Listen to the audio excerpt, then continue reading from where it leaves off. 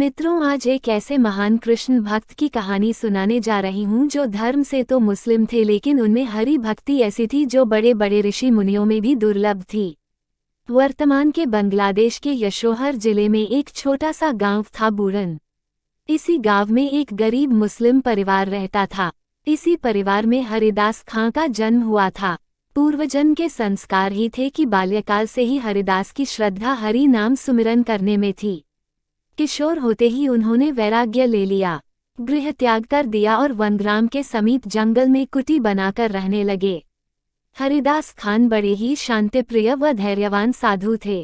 क्षमा उनका गुण था तो निर्भयता उनका आभूषण थी। उनकी आवाज में बड़ा ही माधुर्य था।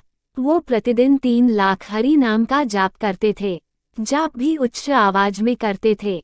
किसी ने जोर जोर से जाप करने का कारण पूछा, महाराज, क्या भगवान को कम सुनाई देता है जो आप इतने उच्च स्वर में जाप करते हैं, या अन्य कोई कारण है? भक्त, ये हरिनाम बड़ा ही अलौकिक है। इसका श्रवण मात्र भी प्राणी को इस नरक से मुक्त कर देता है।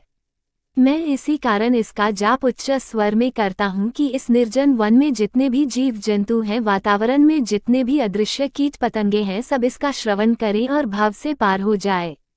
हरिदास जी बोले। उनकी बात से वह व्यक्ति संतुष्ट हो गया। उनकी ख्याति बढ़ती जा रही थी। कितने ही लोग उन्हें अपना आदर्श मानकर भगवत भक्त हो गए।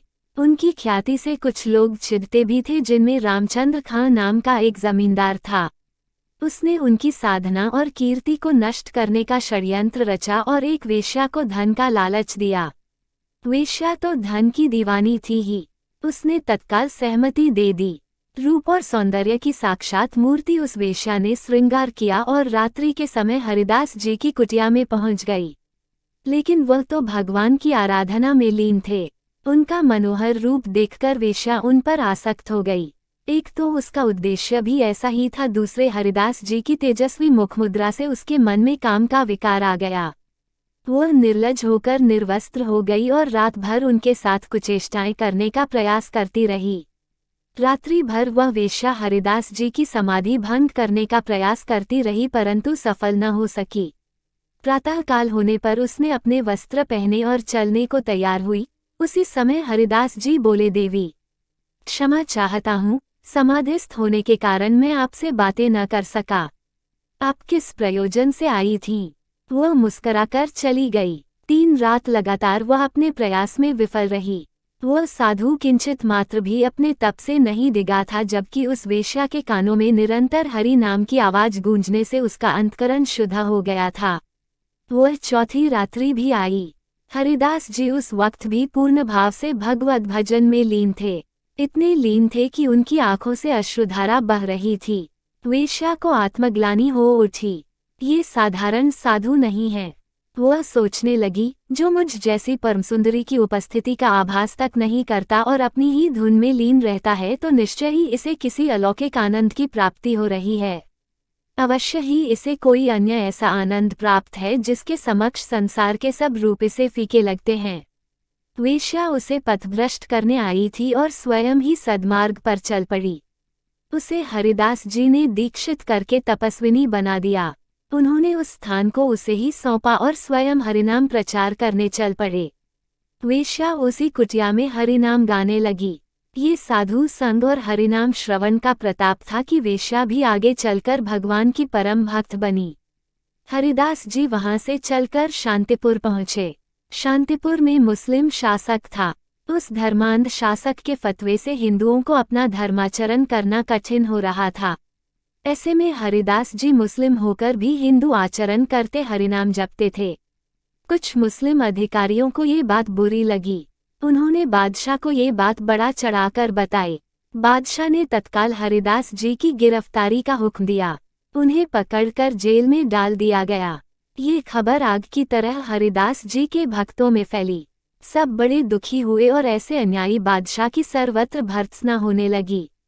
इधर हरिदास जी जेल में भी हरिनाम का जाप करते रहे। जेल के अन्य बंदी भी उनके भक्त हो गए। स्थिति काबू से बाहर होती देखकर अधिकारियों ने मुकदमा चलाया। उन्हें अदालत में काजी के सामने लाया गया। हरिदास, तुम बड़े भाग्यों से तो मुसलमान के घर में जन्मे फिर भी काफिरों के देवता का नाम लेते हो, उन्हीं जैसा आचरण करते हो। हम तो हिंदू के घर का पानी भी नहीं पीते। यह महापाप तुम न करो, इसके लिए तुम्हें जहन्नुम की आग में झुलसना होगा। अब तुम कलमा पढ़ लो तो तुम पाक हो जाओगे। तब हरिदास जी ने कहा, हे काजी साहब, इस संसार का मालिक एक है। उसकी दृष्टि में मानव की अलग अलग कौम नहीं है, हमने ही उसे बांट रखा है। उसी हरि ने प्रत्येक मानव को यह अधिकार दिया है कि वह चाहे जिस नाम से उसकी आराधना कर सकता है। जब उस अल्लाह भगवान या जो भी नाम दे उसकी दृष्टि में मैं अपराधी नहीं हूँ, तो आपके अनुसार मैं कैसे अपराधी हुआ? यह अपराध है, इसकी तुम्हें सख्त सजा मिलेगी। काजी बोला, ये काफिर है, इसे इसके गुनाह के लिए 22 बाजारों में घुमाया जाए और इसे इतने बेत लगाए जाएं कि इसकी सांसें इसका साथ छोड़ दें। क्रोध में उन्हें सजा सुना दी गई। हुक्म की तामील हुई। हरिदास जी को घुमाते हुए बाजारों में बेत लगाए जाने लगे। हरिनाम में लीन उन्होंने अपने प्राण को केंद्र में स्थिर कर लिया। बेंतों की मार से उनके मुख से उफ तक न निकली। मारने वाले थक गए परंतु मार खाने वाला अडिग रहा। चूंकि उन्होंने अपने प्राण केंद्र में स्थिर किए थे, इसलिए सिपाहियों ने उन्हें मरा जानकर गंगा में फेंक दिया। परंतु जिसके जीवन की डोरी स्वयं भगवान जगन्नाथ ने पकड़ी है, उसे कौन मार सकता है? वे भी चेतन होकर जीवित गंगा से निकल आए। अधिकारियों ने जब ये सुना तो भयभीत होकर हरिदास जी के पास पहुँचे और उनके चरण पकड़ लिए। संत ने उन्हें माफ किया और हरि नाम का जाप करते करते वहां से चल दिए।